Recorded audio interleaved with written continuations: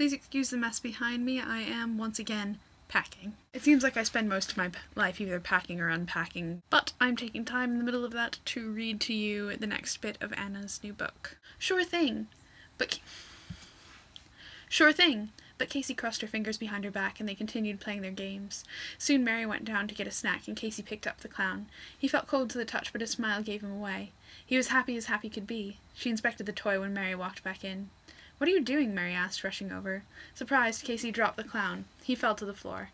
Mary bent down and lovingly picked up the figurine. She carefully placed him on top of the shelf again.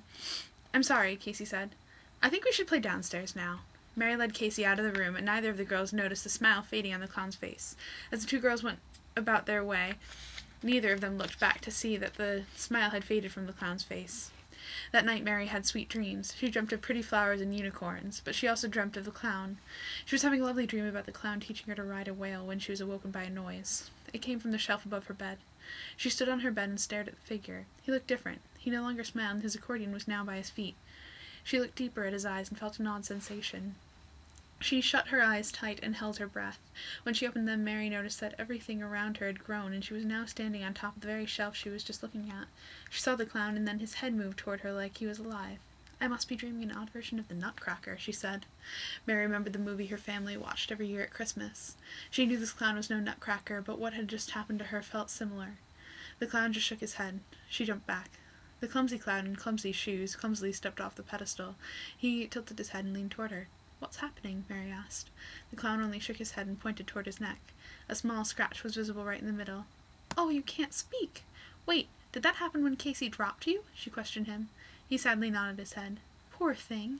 Mary came closer now, no longer afraid. "I wish I knew your name." The clown put up a finger. He dug around in his pocket. He kept going deeper till his whole arm was in the green pocket. Eventually he pulled out a paper and a pencil. Shaking slowly, he wrote a J. "John?" A shake of the head. "Jake?" Another one. "Jack?" Quickly he nodded so fast that his hat fell off. He blushed as Mary picked it up and placed it on his head. "Well, hello, Jack. I am Mary," she said. Jack the Clown bowed and vigorously shook her hand. Her whole arm flopped around like his. He reminded Mary of the Scarecrow in The Wizard of Oz. "Can you really play that?" Mary asked, pointing to the accordion. He nodded. He walked over and picked up the instrument. Mary didn't recognize the song, but it had a lovely melody, and she couldn't help but enjoy it. "You're good," she said. He bowed and shoved the accordion into his pocket. "So you come to life every night?" Mary questioned. He nodded. "Well, what do you do?" He pulled out a blue polka-dot clip-on tie and put it into place. He offered one hand to Mary and the other to the edge of the shelf. She slipped her hand in his, and together they jumped off onto the bed. They bounced around for a while until they finally lost their momentum. Jack climbed down the sheet and onto the floor. He held an arm out to help Mary as she followed him down. They walked hand in hand to the door. Using their combined strength, they managed to open it a crack, just enough to slip out. They felt their way through the dark until they reached the stairs. "How'll we get down? It's too steep," Mary commented, looking below to the 15 stairs that led to the main floor of the house. Jack blew into a whistle he found in his pocket, and soon the cat appeared. Jack helped Mary onto the table at the top of the steps, using the tablecloth as a rope. He stepped half on the cat and half on the table and guided Mary to sit on the cat. He took a spot down behind her. Jack pulled out string from his pocket and offered it to Mary.